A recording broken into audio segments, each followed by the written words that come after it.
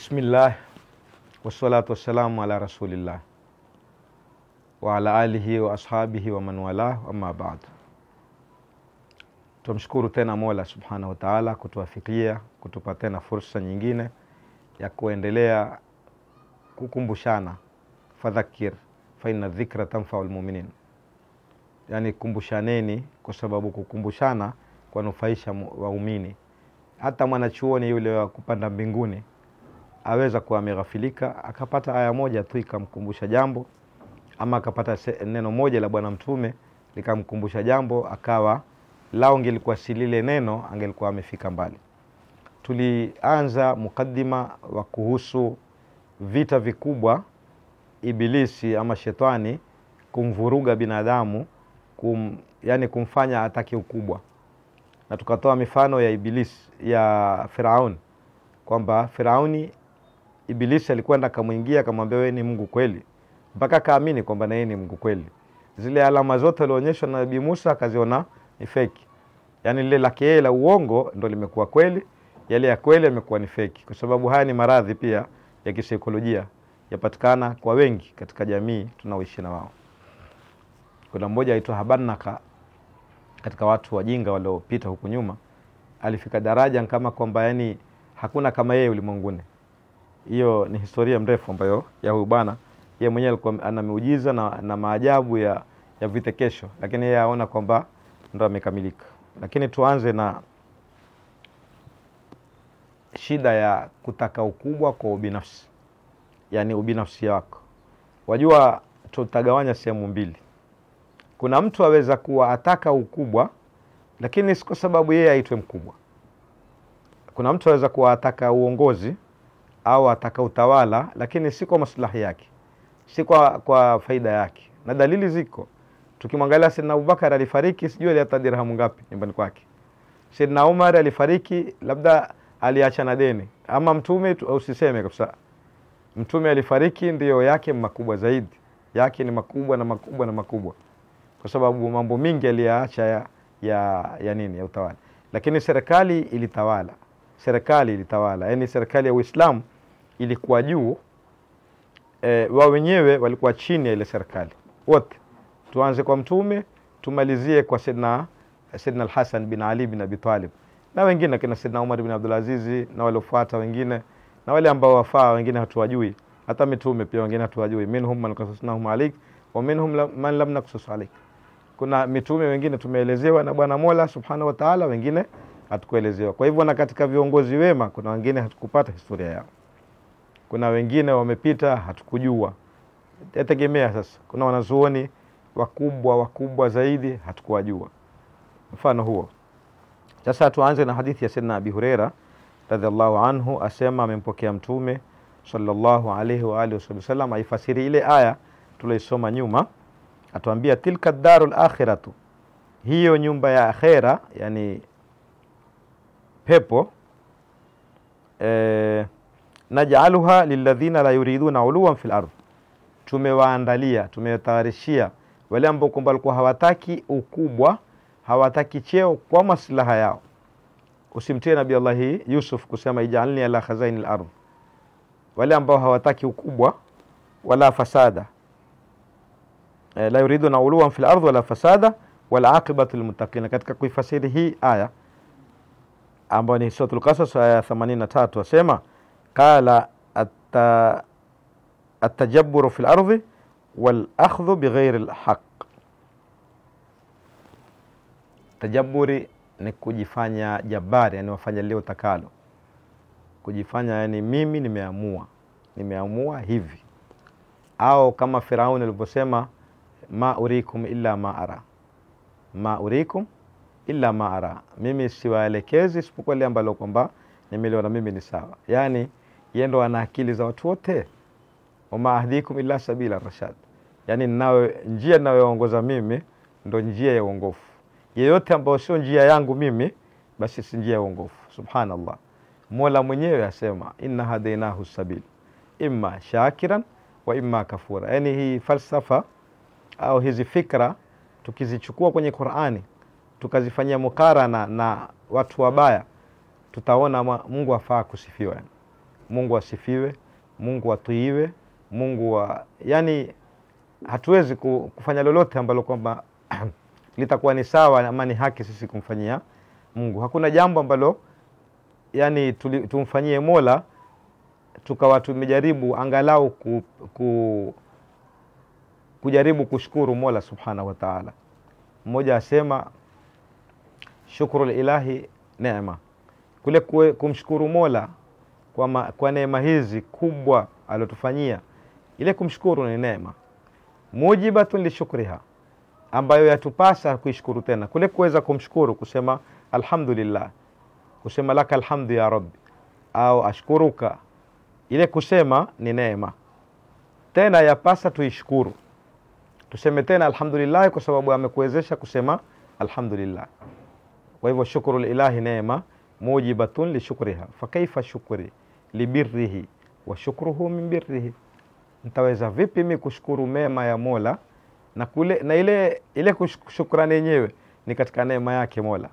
Kwa hivyo ni jambo zito sana kuweza kumshukuru, lakini tutakuomba Mola utubarikie, utufungulie mabongo, utufungulie mioyo, tuyaelewe mazuri tuyafuate, mabaya tuyaepuke. Sasa huyu Firaun, tukirudi kwake, alikuwa ni kinyume kabisa na Mola.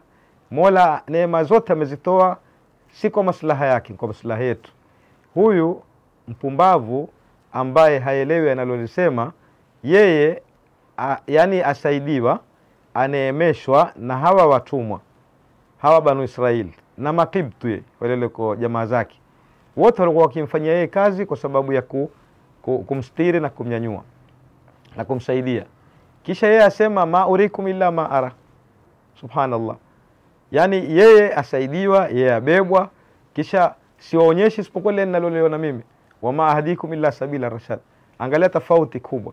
Na mja mwema yoyote lazima huwa na tawadhu, lazima huwa akubali ushauri, lazima na mwenye kuendelea, yani mwenye kuweza kuendelea ukubali ushauri na akakubali mwongozo, hata kama ni mdogo kwake. Saidina Suleiman alikubali ushauri wa Hudhud. Amemkosa, si nidhamu, ni makosa katika sheria yake, hafai mtu kuondoka bila ya ruhusa yake. Lakini siku ile aliondoka akawa ameenda kufanya kazi kubwa ambayo ni manufaa yake. Manufaa yake Nabii Allah Suleiman ni manufaa ya dini yake, ni manufaa katika jamii ile ya Kiislamu, manake ni jamii ya Kiislamu vile vile. Alipokuja akamuuliza, akamwambia mbona? Akamwambia ahatu bima lam tuhit bi, kuna jambo mmelifahamu ambalo wewe ulikuwa hulijui. Yani lakajituka min sab'in binaba'in yaqin, nimekuletea habari ya yaqini kutoka Saba, kutoka Yemen. Kuna mwanamke amewafanya watumwa wake, yeye mwenyewe mwanamke waabudu moto, yeye waabudu jua, na wale wote waabudu jua bila ya Mola wa haki. Yani shetani aliwatumia vita vyake, ilikuwa ni hivyo. Kwa hivyo nimekuja kuletea hiyo habari, kazi kwako sasa. Sasa mwenyewe Nabii Allah Suleiman akaipokea ile habari kwa makini na utawadhu, akaichukua kwa tawadhu, akamwambia sawa, acha tufuatilie. Akafuatilia, akayaona ni kweli. Kwa hivyo ni manufaa yamepatikana katika serikali yake, si manufaa yake. Manufaa yake yeye labda alikuwa lazima uwe chini yangu, hata kama umelifanya jambo kubwa. Hii ndio kawaida ya waja wema. Likipatikana la manufaa, basi hupatikana nazuri. Kama Sayyidina Abi Huraira, huyo tulomtaja hapa katika hadithi, aliwachiwa kulinda Baitul Mal. Akaenda shetani akamwambia ile alomwambia. Siku ya kwanza akaenda akachukua tende, Abi Huraira akamshika. Kwa nini yaweza kumshika?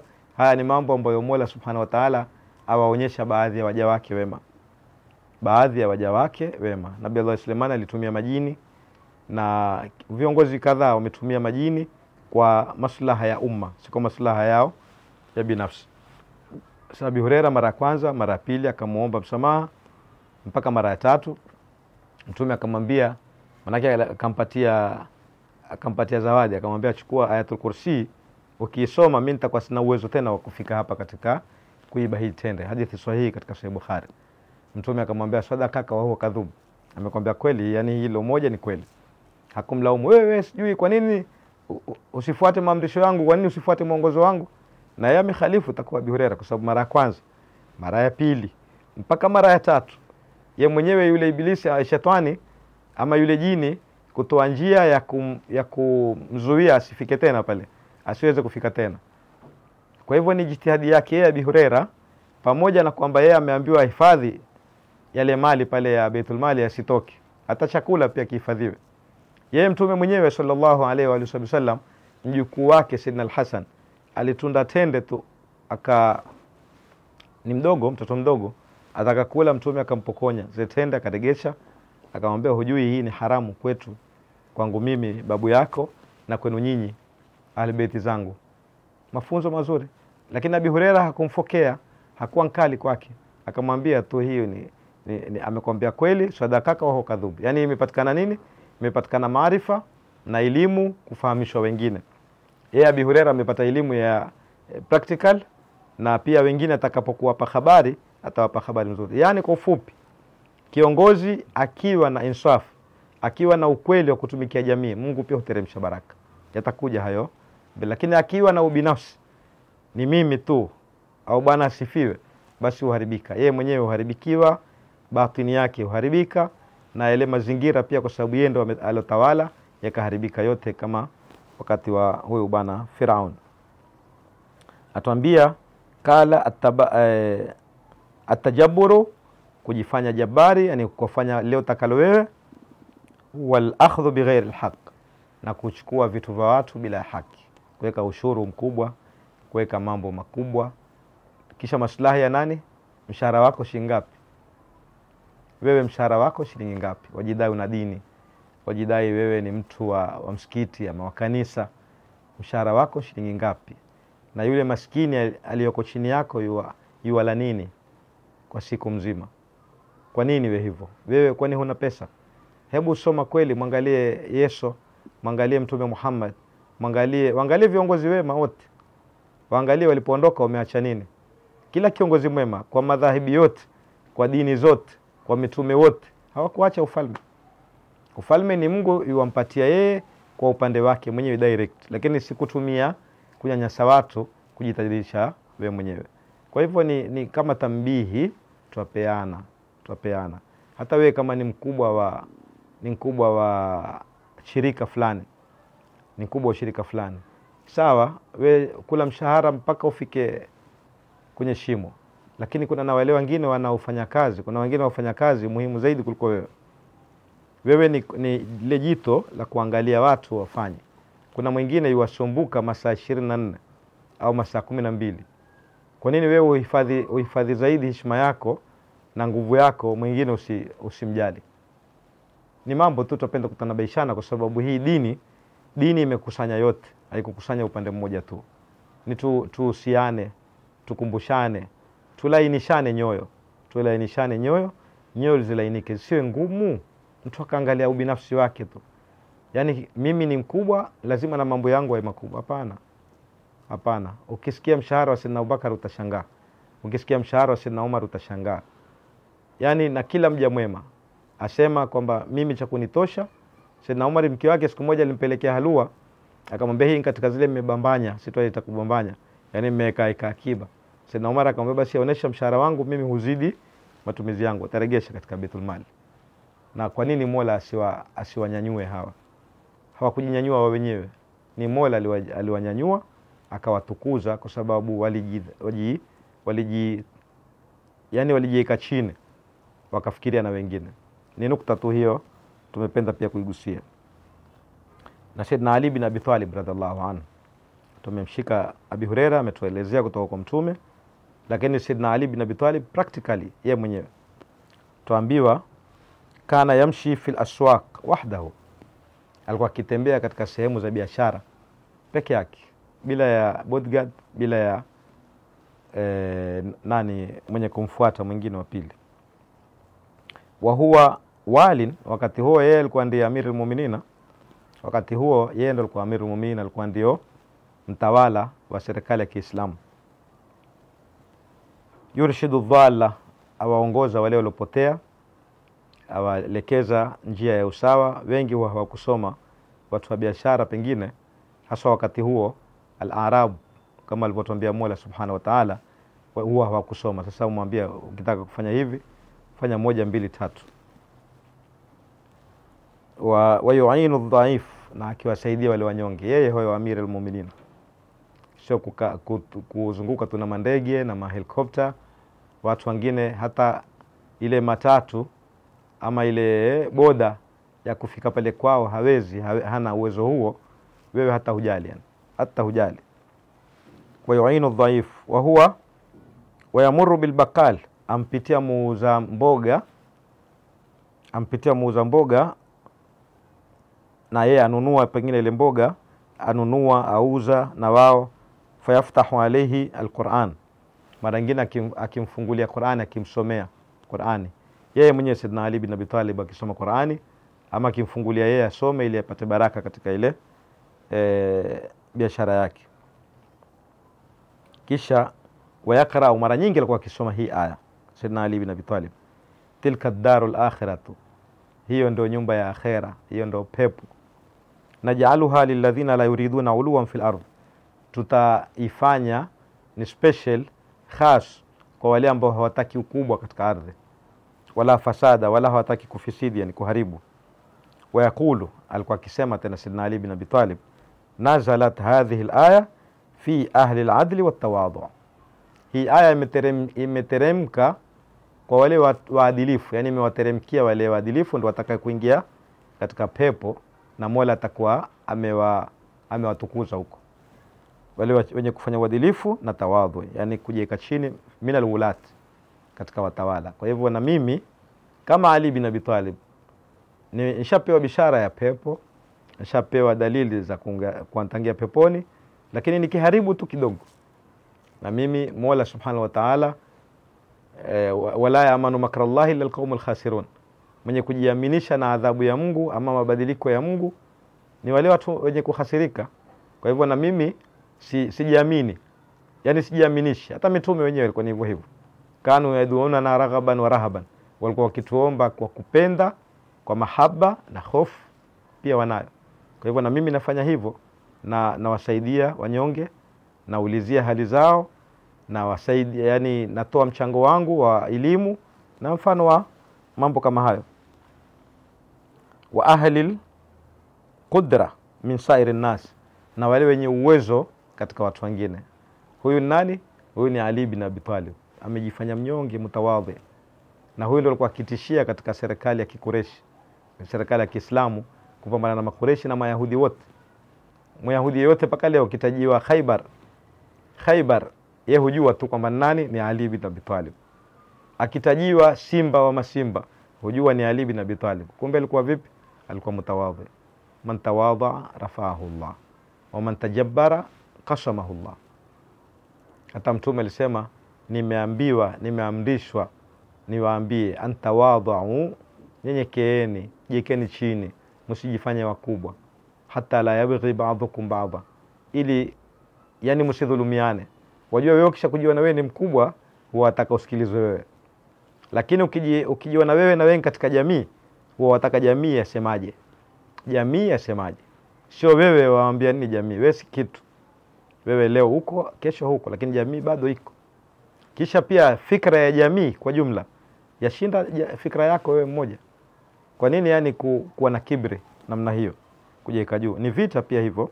Mola atuambia hivi kama tunavyozungumza, shetani akwambia hivyo wahi wake, inna shayatina la yuhuna ila awliyaihim liujadilukum fi din. Mashetani, hata si mmoja, mashetani yani wale watu wabaya, kwa maana ibilisi na askari wake na vipenzi vake.